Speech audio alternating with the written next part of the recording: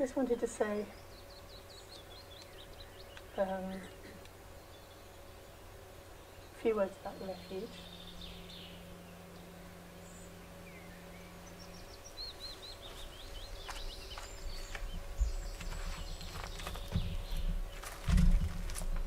To follow the Buddha is to take refuge in the Buddha, and that means at all levels.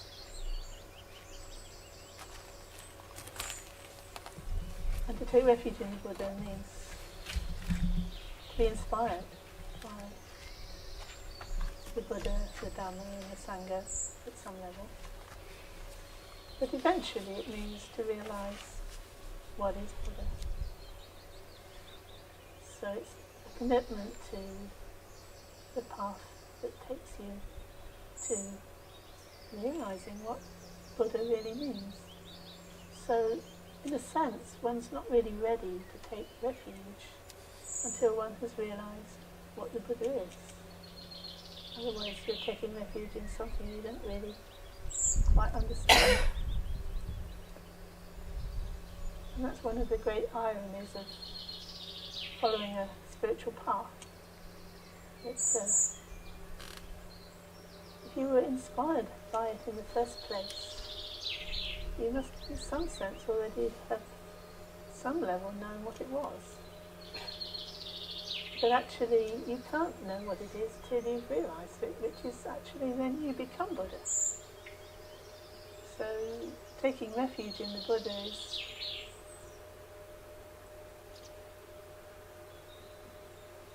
almost like a contradiction, isn't it? You already are Buddha.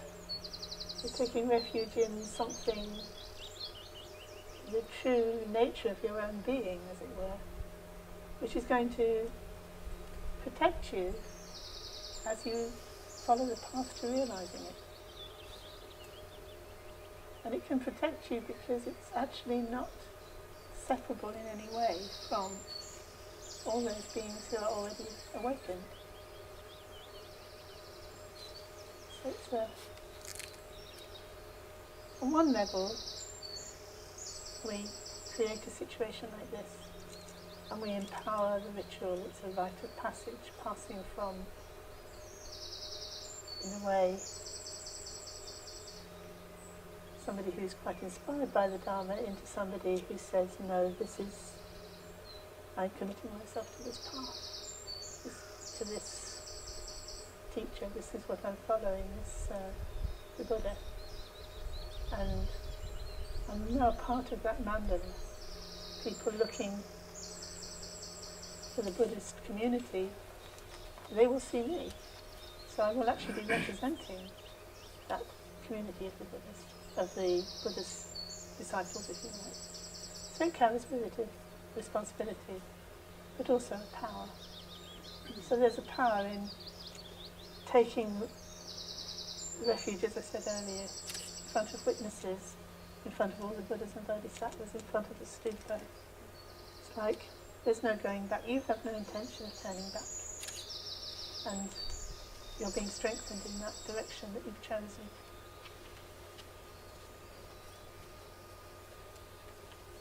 We take refuge in the Buddha and the Dharma. In some ways, there's no real difference between the Buddha and the Dharma. The Dharma is what the Buddha realised when he became awakened and realised that this was his true nature. And this is very clearly expressed in the praise to the three jewels.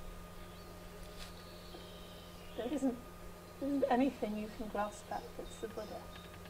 It's reality itself, without any conceptual overlay.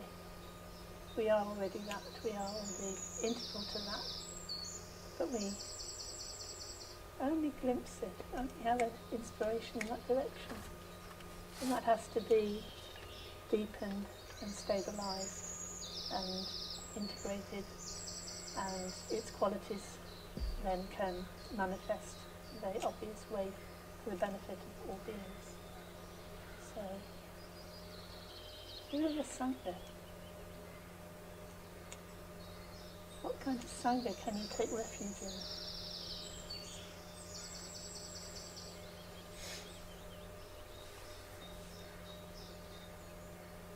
Why do you need a third refuge? And that's where we talk in terms of the 5 certainties, that yes, we are enlightened from the beginning, and we don't realise it, so we need some sense of a path. And for that we need to hear the teachings. And the teachings are drawn out from the Buddha by an assembly, an audience, people who are asking for the teaching. There can't be a teaching if there's not an energy exchange of somebody asking for it and receiving it and practicing it. So that, to complete the mandala, so that it manifests in the world, you need a Sangha.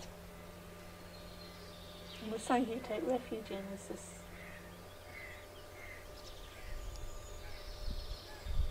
it's those who actually embody the values of the Buddha and Dharma, to put it first in their life. This is what they're about. This is what they're striving to realise. And to the extent that they realise it, they become a more certain refuge. They're a more sure connection with the Dharma. The more committed they are, and the deeper their realisation, the more they embody the values of love and compassion.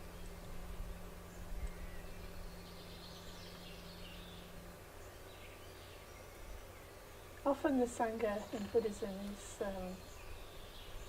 represented by the monastic. For obvious reasons, the monastic is somebody who's clearly, hopefully, but certainly in principle, has dedicated their whole life to the practice, and that's to the path, and to the community, and therefore they make an obvious focus for somebody taking refuge in the Sangha. But in the Mahayana, a lot of emphasis put on the fact that it's not the monastic robes that make the person true refuge or true representative of the Sangha. We say it's more their bodhicitta, to what extent that the heart is awakened and they are really realise what love, compassion, if you like, is at the heart of the universe. And there's no real way you can kind of pick people out and say, these are the people who are really the Sangha. So it's almost like it's up to us to recognise the Sangha in people. And we recognise those Buddha qualities in them. We can recognise that they are actually manifesting as Sangha. But on a practical level, in terms of the 5 certainties, if we're going to have manifesting in the world a teaching situation, we're going to need people who can actually work together to create teaching situations, and situations where people can be trained and guided and led to the heart of awakening. So that's us really, isn't it? We somehow become the outward manifestation of the Mahayana Sangha. And many years ago, Refuge and myself were talking to Khenpo Rinpoche about how we're going to have a Mahayana Sangha in the West. In Tibet, because there's so many monastics, the monastics tend to represent the Sangha, and everybody else joins in and sort of links in, all knowing that actually it's a Mahayana Sangha, so it's the real Sangha is the bodhicitta in people's hearts. But then they have lots of monastics around that they can use, if you like we use Buddha images to represent Buddhas. We can't really see the Buddhas, so we use Buddha images to represent the Buddha, so we can act towards the image, show our respect to the Buddha through the image. In the same way, people can link into us as the presence in the world of the Buddha's Mahayana Sangha. And we try to hold that role as well as we can, so that there's a real sense of all our energy and devotion and inspiration and aspirations can all come into one mandala, and obviously that's going to be more powerful than each of us by ourselves. So there's that, if you like, that outward Sangha aspect that we can see and actually relate to, and then the real Sangha aspect, which is the realization in the hearts of those who are already enlightened or almost enlightened. And then, of course, the Dharma itself, which manifests, if you like, in, there's a text on the shrine, and all the teachings that manifest that we can touch and feel and respect and relate to. And then there's the truth of the Dharma, that is what it's about. That's what all those teachings are about. The reality they're about. And then there's the Buddha again. You can think of the Buddha as the historical Buddha, if you like, came into this world and established the Dharma. It is still that mandala that Shakyamuni set in motion is still rolling, and we're still part of it. So there's that sense of the Buddha Shakyamuni. And then there's what Shakyamuni really is. That is what Shakyamuni realised when he woke. The true reality, which isn't different from the Dharma, the ultimate Dharma. He who sees me sees the Dharma. Kind of like, it becomes equivalent. And we find that reality when we drop all our confusion and conceptual overload through encountering our nature through our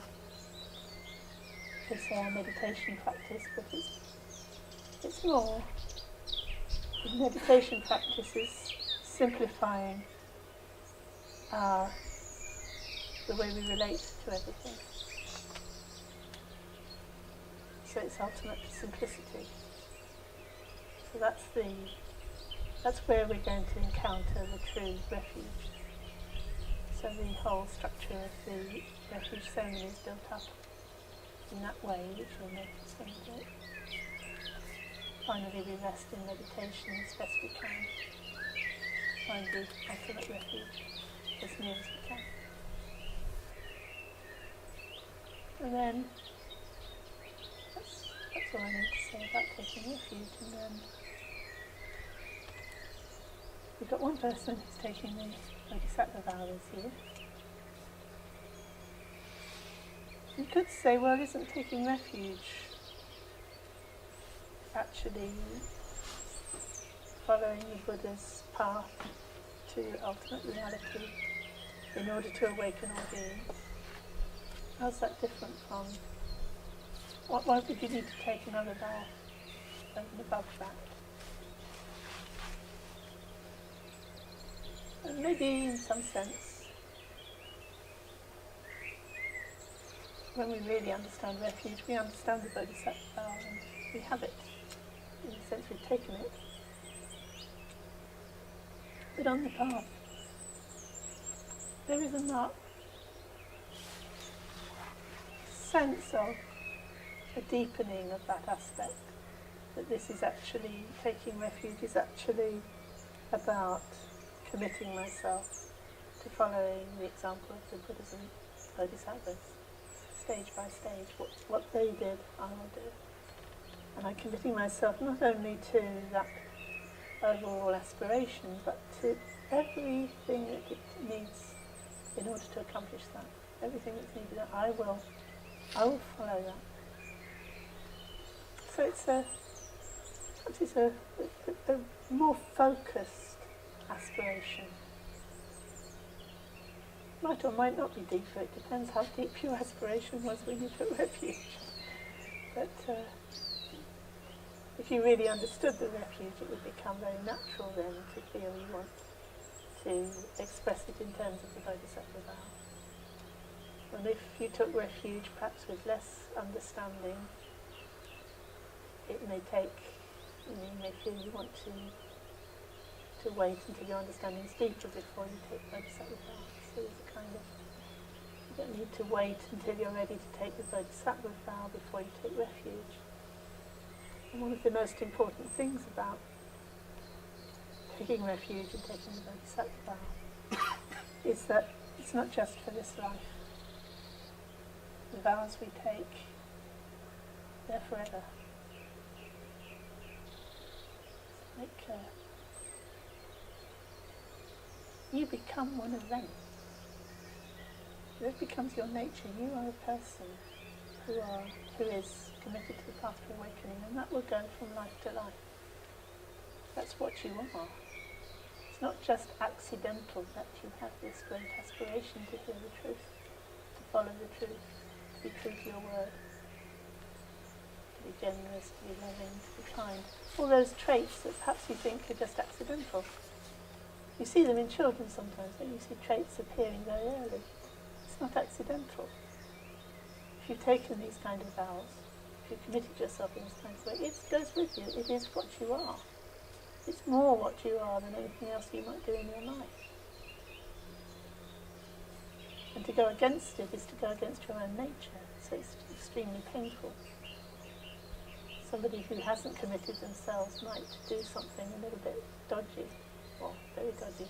They probably wouldn't suffer as much as you would, having taken this vow, taken this aspiration.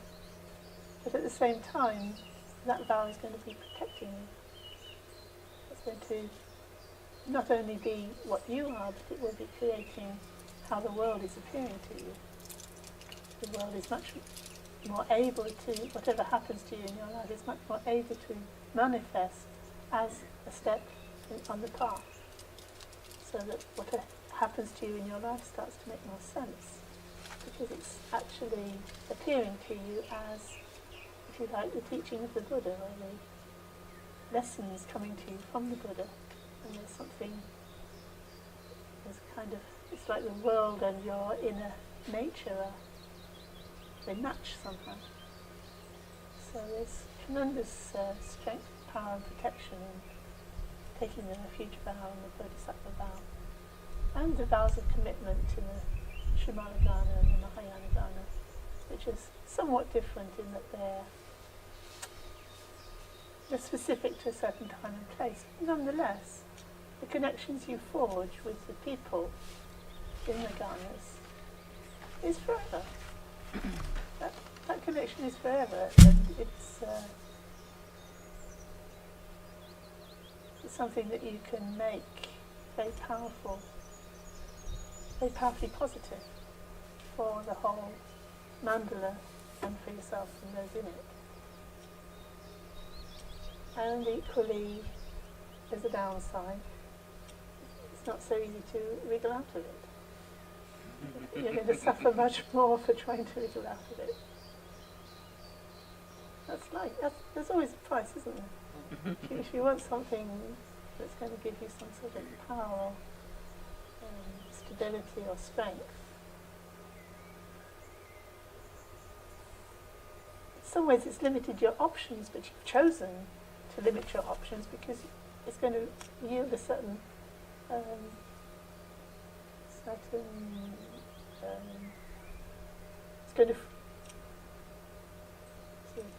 there's going to be a fruition to that you're looking towards that you're not going to get if you don't plant the seed.